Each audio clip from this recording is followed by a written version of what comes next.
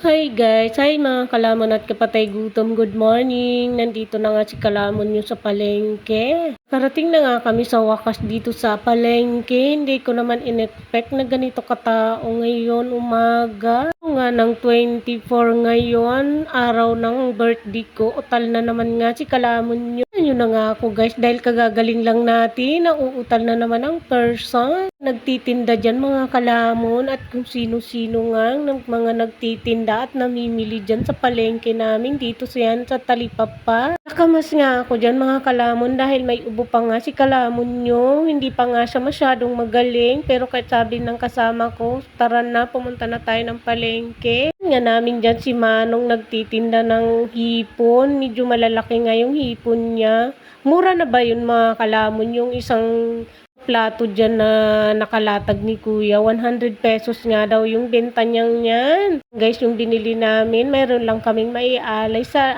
amo namin na mayapa na. Hindi lang sila magtampo sa amin, kaya bumili kami ng isa dyan ni kalamon at yung kasama ko.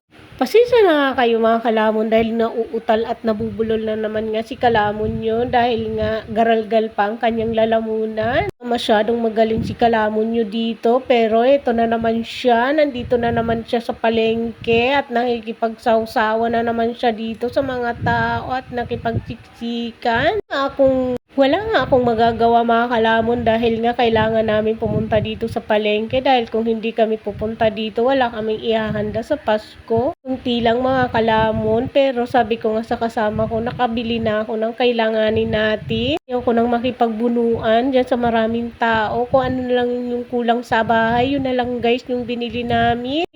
Bumili nga kami dyan ng prutas at hipon at iba pang kulang na hotdog or dahil gusto daw ng alaga namin na tahong kaya bumili kami kahit halagang 50 pesos lang pero konti lang yung guys. Sa kasama ko kayo lang dalawa ang kakain yan dahil hindi ako kumakain ng tahong. Hindi ko nga alam mga kalamon kung bakit hindi ako kumakain ng tahong ngayon. Pa kasi ako guys nakakain ng tahong. Hindi ko alam kung anong lasa ng tahong pero marunong ako magluto ng tahong. Charis. Fast forward nga mga kalamon, naghahanap nga kami niya ng prutas. Papunta nga kami dun sa pinakadulong yon. Kami nakabili sa suki natin na mampuprutas.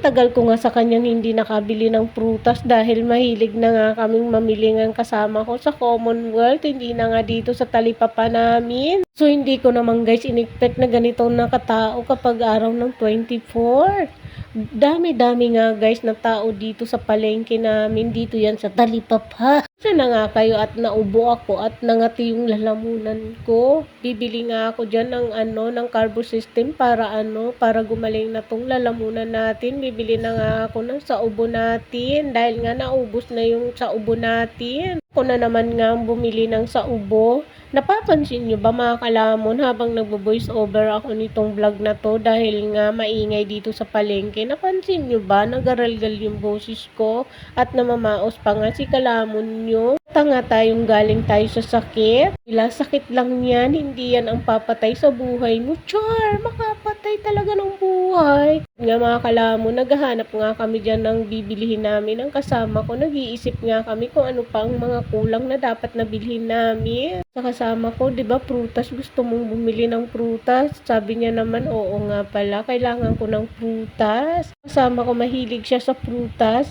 silang dalawa. Ako hindi ako masyado guys sa prutas. Ang kinakain ko lang naman saging. Apple kung mayroon, kumakain naman ako. Pero guys, kung wala talaga, char. Word nga, nandito na nga kami sa prutasan at papunta na nga kami dyan sa suki ko. Kaya lang guys, pangit naman yung binigay ni Suki sa amin. Hindi na namin yun maisusoli mga kalamon dahil nandito na kami sa bahay. Nakita nga namin yung binili namin na prutas. Ang daming ngang bulok doon sa strawberry. Hindi na bulok doon sa sa grapes na nabili namin. 1/4 nga lang yung binili niya pero maraming na bulok guys.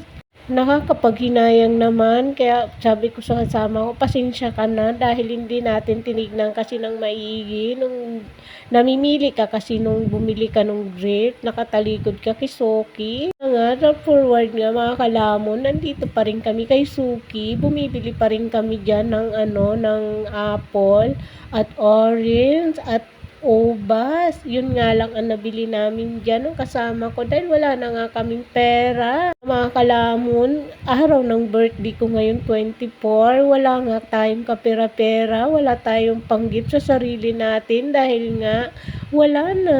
Char. Mga kalamon, wala nga tayong pera, kaya nga wala. Sana nga kayo mga kalamon dahil naubo na naman nga si kalamon nyo. Wala na nga akong ginawa kundi kumahol ng kumahol. Ang tapang-tapang ko na nga dahil kahul ako ng kahul sa gabi. Hindi nga ako makatulog dahil nga sa kakakahul ko. Charis. Nga ako security guard sa gabi dahil gising ako guys buong gabi dahil Makati yung lalamunan ko. Wala nga akong ginawa dyan paggabi dahil nagagargal ako dyan tuwing gabi ng maligamgam na tubig na may asin. Hindi ko yung gagawin mga kalamon, hindi titigil yung kati ng lalamunan ko. Kung bakit habang nga binu-voice over ko ito, nararamdaman ko nangangati yung lalamunan ko. Binu-voice over ko nga ito, sabi ko nga sa sarili ko, bakit ba ganito? Nag-voice over lang naman ako, bakit ba nangangati yung lalamunan ko? Kaya napopost ko na, nauubo ako, kaya pagpasensyahan nyo na nga ako mga kalamon, dahil nga utal-utal na naman nga si kalamon nyo dito. Pasensya na nga kayo mga kalamon dahil nga nahahang ako at nawawala ako sa aking sarili. Nawawala ako kung ano yung sasabihin ko sa inyo, ano yung i-voice over ko dito. Mga kalamon, kung gusto nyo pumunta dito sa Talipapa, agahan nyo na kasi nga pag mamayang hapon pa kayo bumili, nako, hindi na kayo makakadaan dyan. Kanina nakadaan pa kami. Luwag pa po yung yung palengke dito sa amin sa Talipapa, sa Batasan Hill City. Kaya kung gusto nyo nang mamalengke ngayon na araw ng 24, mamili na kayo dahil kapag mamayang hapon pa kayo mamili, wala na kayong madadaanan dyan at makikipagsiksikan talaga kayo sa daan.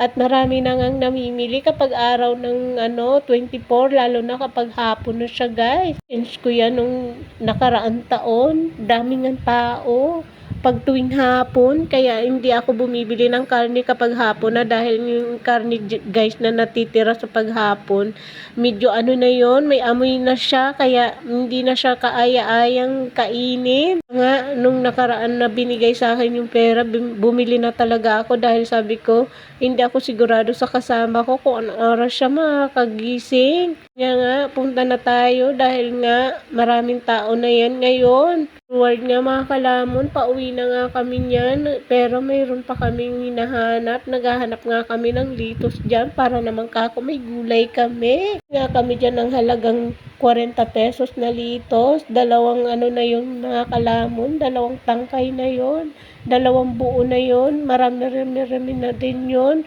Namamaos na nga ako habang Pasensya na nga kayo dahil may ubo na naman akong kasama dito sa voice over ko. Hindi ko na to pwedeng ulitin dahil nga napakahaba nga nito. Na nga si kalamon nyo sa pag-voice over nito, pero wala akong magagawa. Kailangan ko talaga itong i-post dahil nga wala nga akong vlog ng mga nakaraan dahil nga nagkasakit tayo. Ilang araw tayong may sakit. Ito nga dyan sa kasama ko, ang papangit naman ng mga pata ngayon. Bakit ganon? Pero nung bumili ako nung isang araw, ang gaganda ng pata. Ang kikinis pa ng pata nung nakaraan. Kaya tuwang-tuwa ako dahil makinis yung nabili ko doon Kisoki.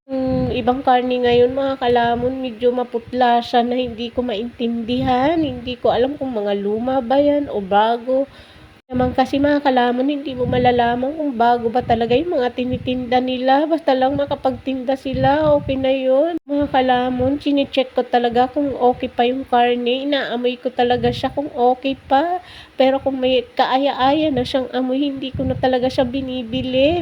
Nakita ko naman na fresh pa yung karne niya, no, talagang bibili talaga ako doon kay Suki. Ako bumibili, hindi ako bumibili sa iba. One time na ako guys nakabili dito sa palengke namin, sa iba ako bumili, pero nakabili ako ng nabubulok ng karne, hindi na namin makain. Yung ba mga kalamon, habang nagbo-voice over ako, nagpuputukan na, hindi pa nga Pasko, putukan na ba? Yun lang, see you guys, in Sanit Vlog tayo magkita-kita. Merry Christmas and the Happy New Year sa inyong lahat. Thank you very much and God bless and bye-bye!